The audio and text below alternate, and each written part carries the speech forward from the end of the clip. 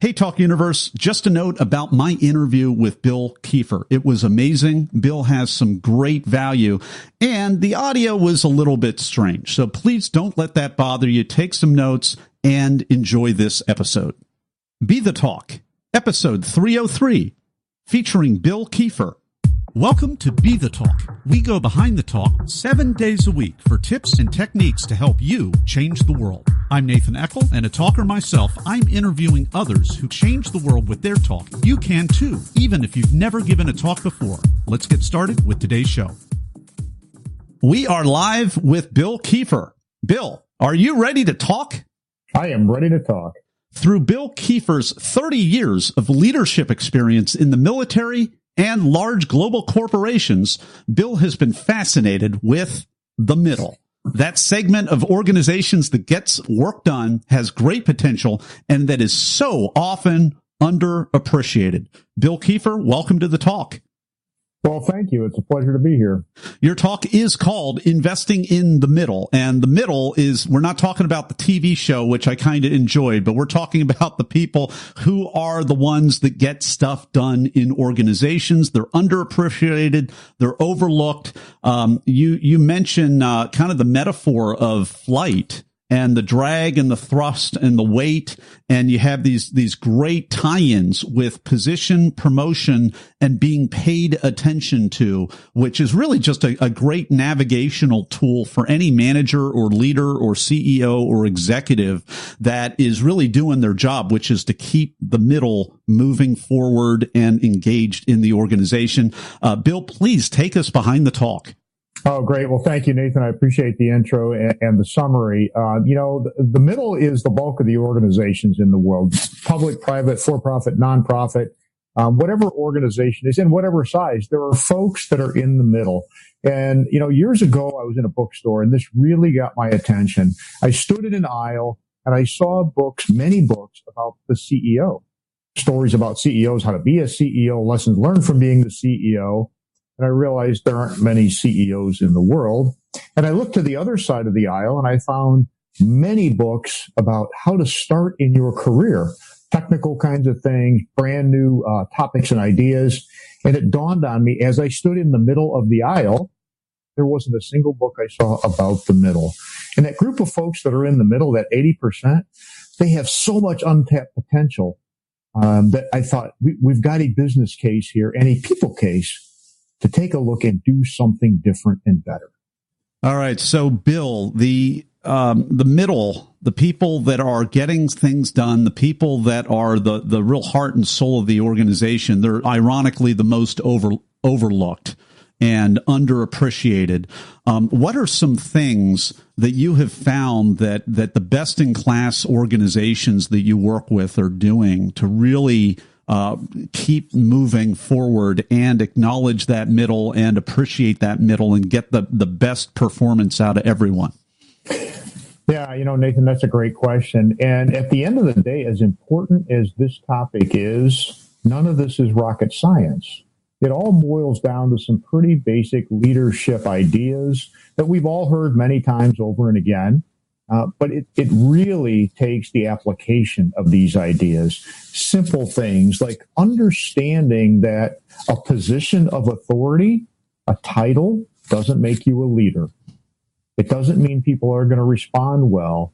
And also understanding that folks in the middle, they pay attention to their surroundings and they'll see what those folks in those positions of authority are doing, how they behave, how they speak. Are they paying attention? The second issue is really, to me, about this issue of priority. Do organizations and people in those positions of authority know what the priorities are? Do they understand why they're important? And do they help everyone in the middle understand how they fit and connect the dots between their activities and the desired results? And thirdly, and arguably the simplest and maybe the hardest to do, is just paying attention. Do you understand how folks around you define success? Because we all define it differently.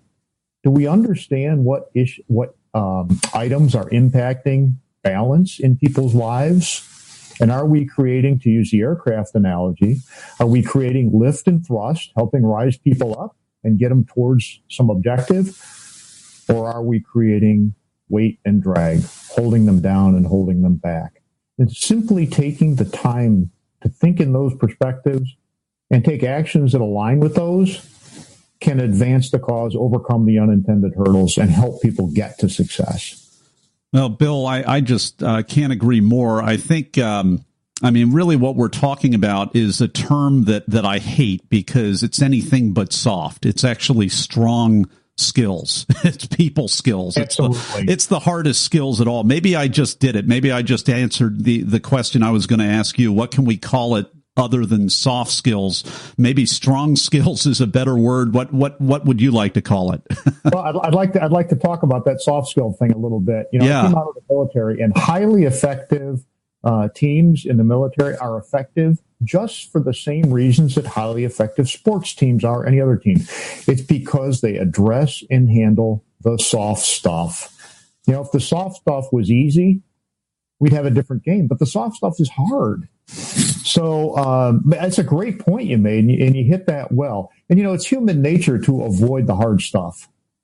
People have varying levels of comfort with, human interaction, and dealing with difficult people issues. So it's not surprising that we find ourselves where we find ourselves. But I think with a little thought and a little dedicated effort, a big deep breath, and some just good, honest, hard work, we can make life so much better for individuals and for the organizations these folks work in.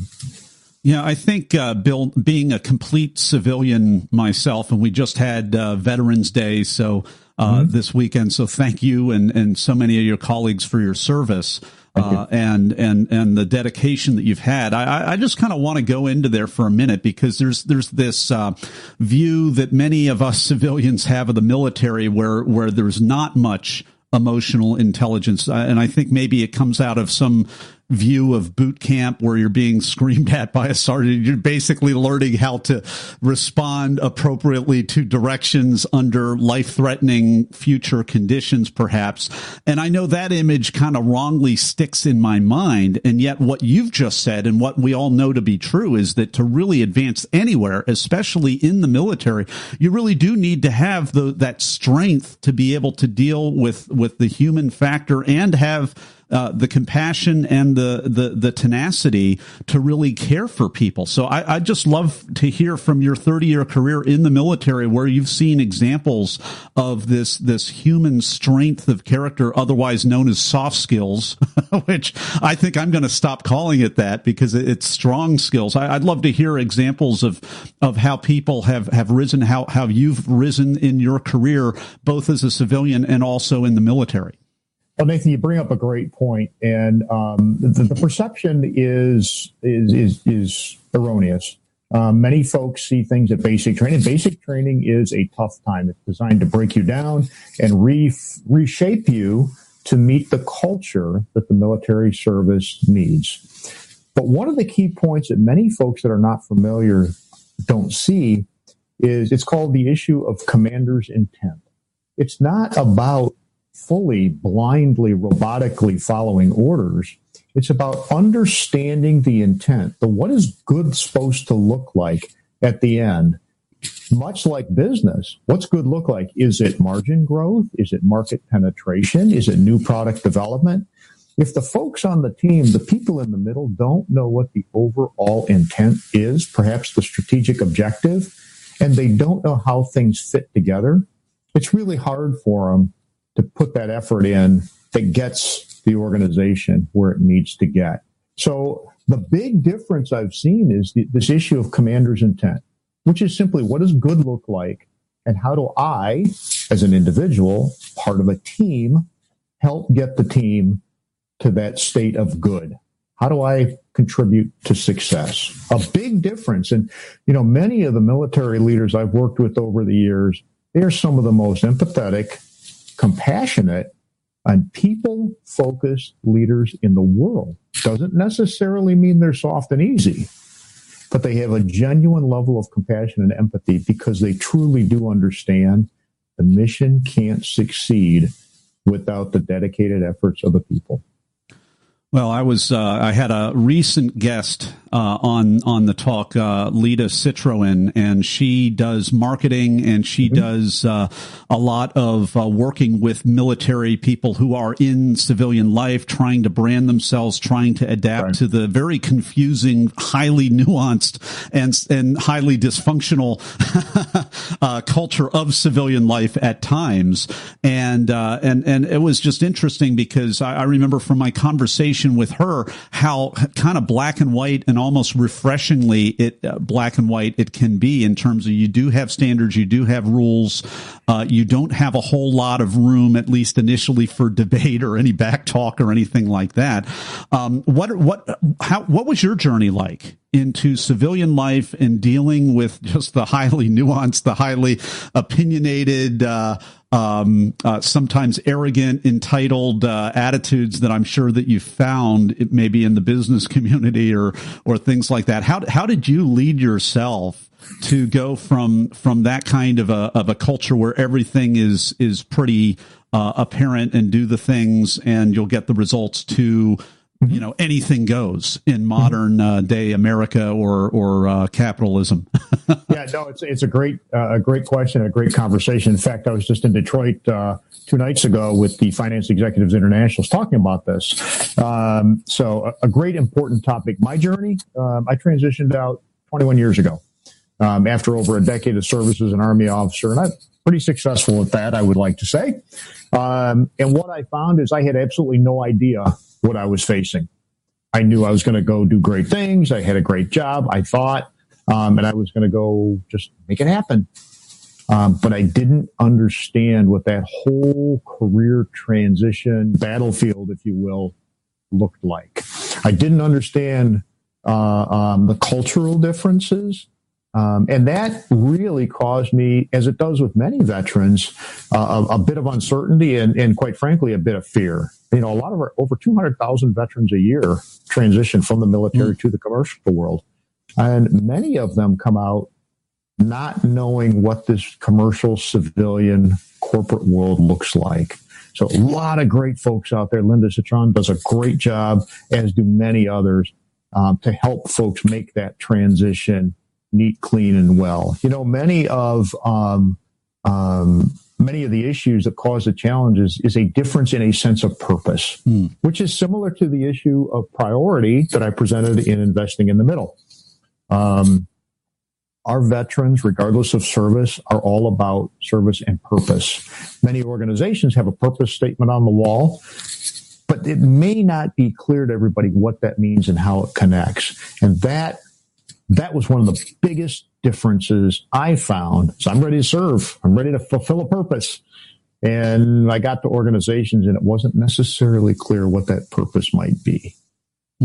So that's, I can only imagine how difficult that is to be on purpose, on mission, achieving these objectives as part of the culture and have everybody around you on the same page, and then be released into a civilian world where you've got to kind of brand yourself. What's your personal brand, and what are you all about when your mindset has been so focused on the collective instead of the individual? And it's a powerful thing. Even in interviews. It comes up even in interviews. Many times veterans will interview and they will respond to so tell me about a time that you, kind of a question, and they respond with we. Yeah. Because there's such a sense of team and unified purpose and working together. And some hiring managers and some recruiters look at that and go, no. It's not about we. It's about you. We're interviewing you. What did you do? That's a tough challenge for folks that have spent years all focused on we.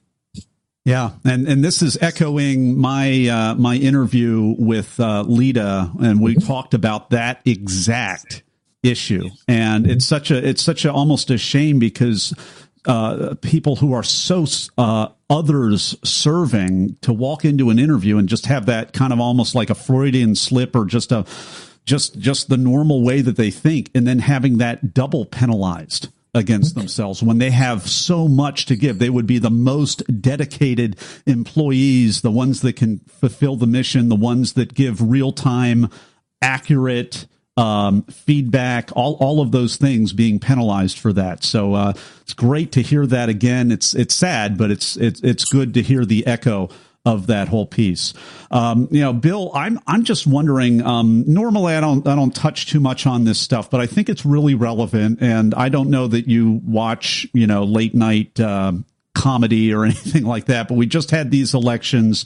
I think it's relevant because we had Saturday Night Live was in the news a couple of weeks ago, and one of the younger, less mature members even of Saturday Night Live was telling jokes off script about one right before the election of now Representative-elect Dan Crenshaw, who actually that may have buoyed him over the top, but basically made fun of his war injury, his appearance, all of that, just not because it was personal necessarily, but because it was an easy target.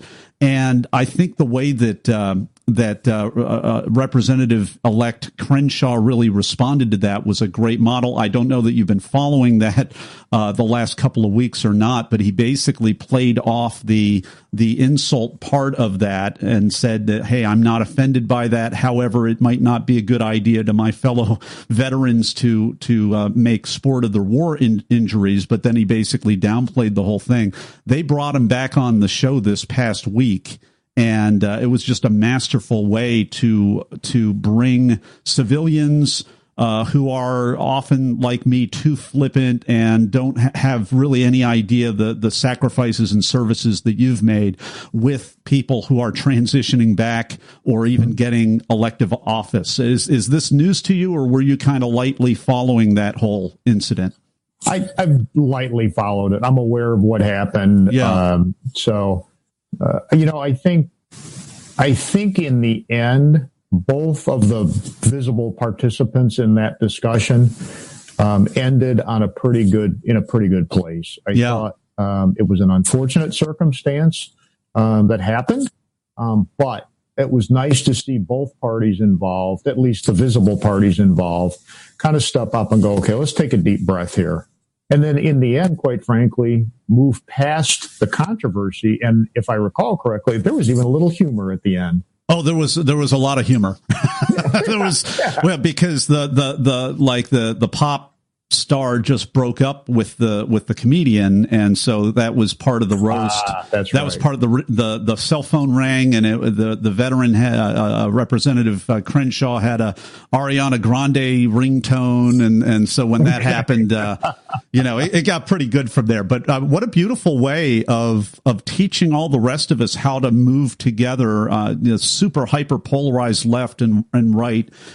In the United States, and maybe a glimmer of hope for how we can walk together, even after the results of this last election, which are going to guarantee gridlock for the next couple of years. Yeah, and I think that circumstance points out the basics of making things work for folks in the middle. At the end of the day, this is about people dealing with people effectively, empathetically, with some compassion, with some purpose. We have to get some things done. Being open to what other people, their challenges, their opportunities, their issues, and figuring out how we can help each other and our organizations get to success. Well, we've been enjoying this talk with Bill Keiffer, and we are going to talk a little bit more about his talk, Investing in the Middle, as well as the preparation and performance of that talk in just a moment in the Blitz Round. Hey, Talk Universe. I hope you've been enjoying today's episode with today's guest. But you know what? Many people want more than that. Many people that listen to Be the Talk actually want to give a talk. And if that's you, you're not alone. Listen to the rest of this podcast. At the end, I'll have a free resource for you just for listening. And we're back with Bill Keiffer. It is time for the Blitz Round. I'm going to ask Bill a series of either-or questions related to the preparation and performance of his recent talk. Bill, are you ready? I'm ready. All right. First question. Were you invited to speak, or did you apply? I was invited. All right. Are you a memorizer, improviser, or a blender? Yes. All three? I do all three. He does all three. What did you do for this one? Yeah, I actually did all three for this. I memorized the foundation, kind of the framework of the conversation, understanding what I was trying to do and how I thought I wanted to get there, and worked hard at memorizing that framework. And then I allowed some room to just kind of trust my gut and do some improv along the way. What's a tip, tool, or technique that helped you? Rehearse. Understand what it is you're trying to do and practice it. And while you're practicing, get some other views and opinions, but don't change what's core to what you're trying to do. Now, what was the most painful part of your talk that you had to cut out? I was fortunate. I was able to boil down the key points and not cut too much stuff. Certainly, there are stories and anecdotes of particular people and particular occasions. I wouldn't say it was painful, but I did have to walk some of those back and not cover them as deep as I would have liked. Well, good for you. Whenever I ask that question and get that kind of response, I know that somebody, the person that I'm interviewing, they already went into it with the mindset of just minimalist and already paring things back. So that's that's a testimony to your discipline and experience on that for sure. What was last question? What was the most unexpected, strange, or just plain weird thing that happened before or during your talk? One of the other presenters on the day that I presented was actually, I found out that day, was the nephew of a guy I used to work with. Didn't know him until that day. And this young man has done a tremendous amount of work with like nature filmography and photography, just an award-winning photography and video gentleman. And it was like, wow, I would have never expected that. Well, we've been enjoying this Blitz Round with Bill Keiffer. His talk is called Investing in the Middle. We have a link to that talk. You should watch it. It's at our show notes page at BeTheTalk.com. If you don't want to type that into YouTube, you can also go to his website, KeifferAssociates.com. Keiffer is spelled KIEFFER -associates.com, Keiffer-associates.com. And we'll be back in just a moment for the final word of advice with Bill Keiffer. Hey, Talk Universe, I hope you enjoyed today's episode. And if you want to give the talk to change the world, but you don't know how or even where to start, no problem at all. Go to BeTheTalk.com/get accepted for my new 5-day email course that'll show you how. Absolutely free. Just go to BeTheTalk.com/get accepted. We're back. It's time for the final word of advice with Bill Keiffer. What is it? 3 things. Be genuine, be original, and be brave. Bill Keiffer, thank you so much for coming on the talk today and sharing your wisdom with Talk Universe. Well, it's been a pleasure. Thank you, Nathan. You're doing great stuff. Thanks for listening to Be the Talk. For tips and resources to help you change the world, go to BeTheTalk.com. See you tomorrow.